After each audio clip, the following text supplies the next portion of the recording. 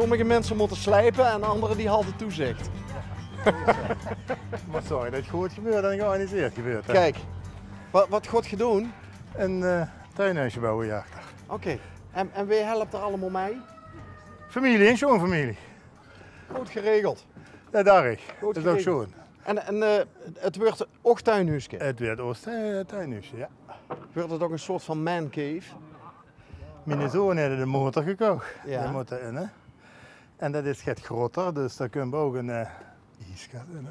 En een wat? Een ijskast. Ah ja, En wel een waar ze er 2 of 3 katten beren in huis. Kijk. En er moeten banken in komen. En er moet een toeptafel op komen.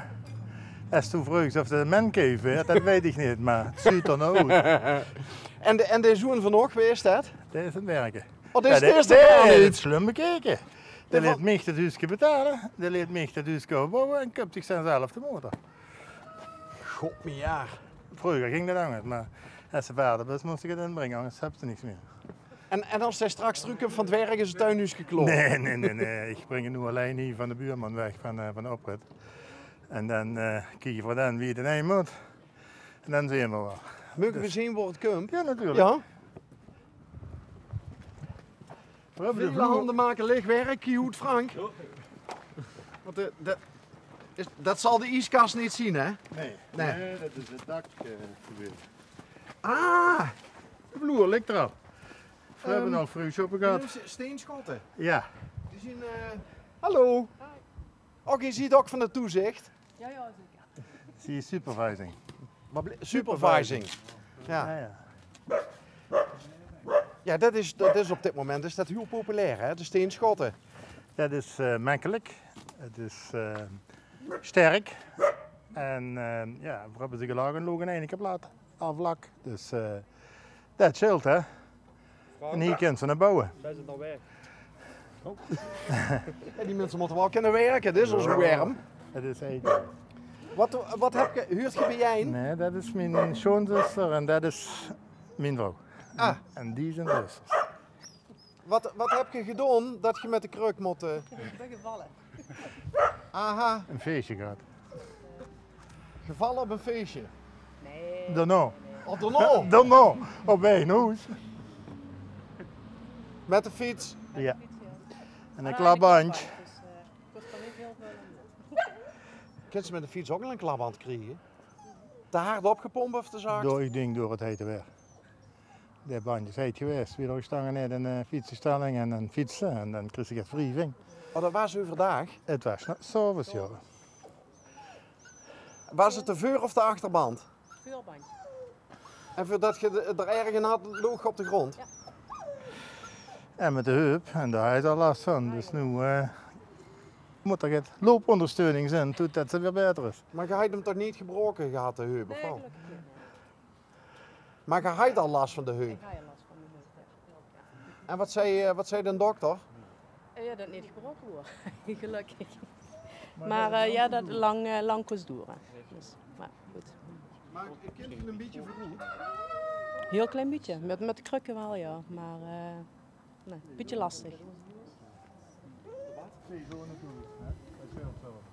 Boodschappen doen, poetsen. Oh, dat doen ze wel? We moeten dat allemaal doen, anders gebeurt er niets. Oké. Ja, want zoals dat duk is met motors, die zien de spin in het web, hè? Zo is dat. Dat is de as in het gezin. Degene die het reilen en zeilen allemaal in de gaten houdt, dat klopt. En koken, doet je dat nog wel? Dat, ja, dat gaat wel. Ja? Ja. Oké. Ja, dat is topsport, hè? Nee, ze deden ook goed koken, moet ik zeggen. Ja, maar dat is topsport ja. om dat te onderhouden. Precies, maar Ja. het is ook goed eten, dus dat scheelt. Oké.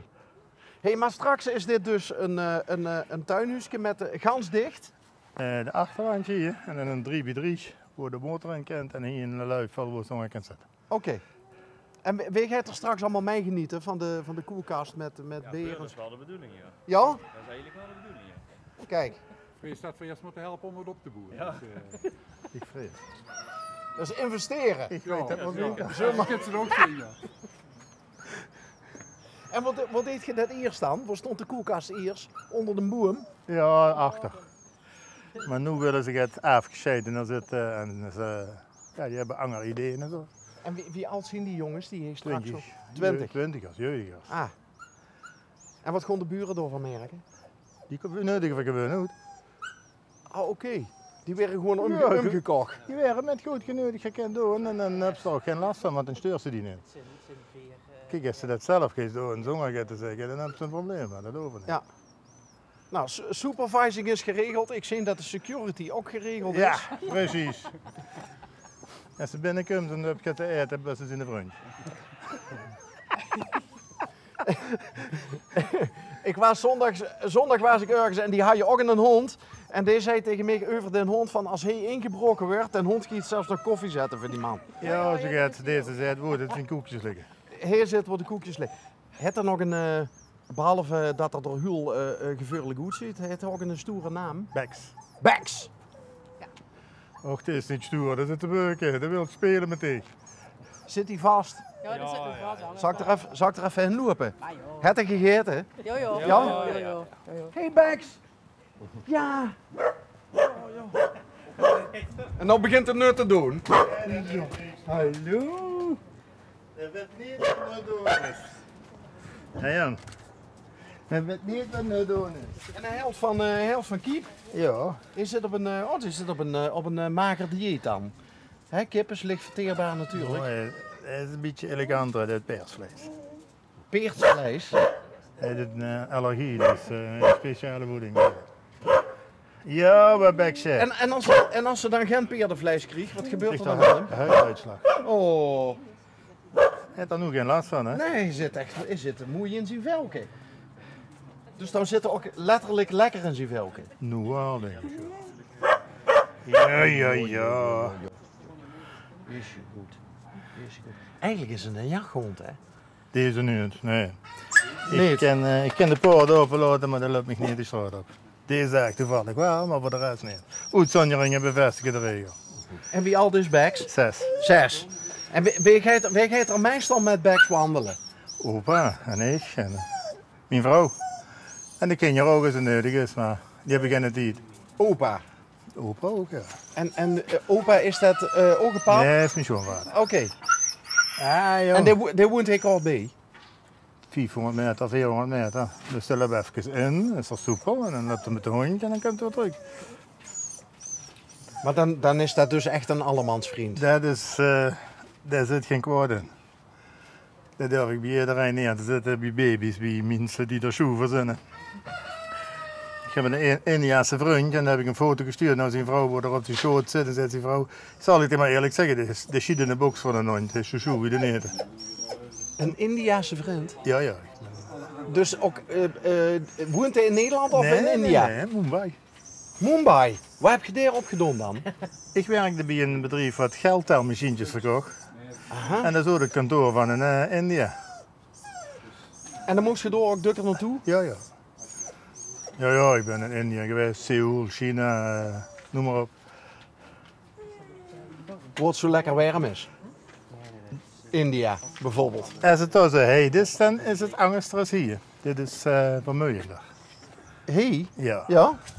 India is nater en dan krijg je een monsoon. En dan regent het een kwartier en is het afgekoeld. En dan was het zeker sna, tot op de onderbox. En als ze dan weer doorloopt, een half uur later is alles weer opgedrukt en dan voelt ze weer kipfris. Hier niet, hier regent het niet en hier is het klam. Als je India in één regel zou moeten samenvatten, wat is dat voor land? Ja, voor mij is het een pareltje. Ja? Voor sommige mensen is het een arm en smerig landje, maar ik ben er met mijn vrouw ook geweest. Ik heb gezegd, dat werd miskend, dat landje. Er is een zeer grote tegenstelling tussen rijk en arm. Ja. Dat Maar- vinden veel mensen jammer aan India. Ja, dat het, maar iedere werkeloze in Nederland moeten ze maar eens een week gratis naar India sturen. 's morgens om 8 uur uit een 4-sterren hotel de straat op en om 8 uur pas weer binnen. Na een week zoeken ze hier allemaal werk. Maar dan weten ze wat het is om arm te zijn. ja. Omdat de lui door op straat Door- van niks nog iets weten te maken. Die houden uit een roepia en share. Mensen kennen roepia is ongeveer 8 cent. En nee, is 0,8 cent. En dan maken die een share mensen van aluminium. Dat verkopen ze voor 3 roepia. En zo verdienen die een boterham. Daarom zijn er ook geen muntgelden. Daar maken ze Daar scheermetsjes maken ze van. metjes van en andere dingen om te zorgen dat ze geld verdienen. Scheren die ook een beetje? Heb je dat ooit geprobeerd? Ik heb dat nooit gekocht. We zijn nu met een Het product... scheerapparaat is kapot, zo te zien. Ja, hier wel. We zijn daar nu bezig met micro-economie om te zeggen dat mensen 10 tot 15 roepia per week kunnen sparen in een winkel. Dat doe je die in een automaat en dan krijg je dan een restuutje met een barcode op. Kunnen ze met naar de bank gaan, werd het op een bankrekening bijgeschreven.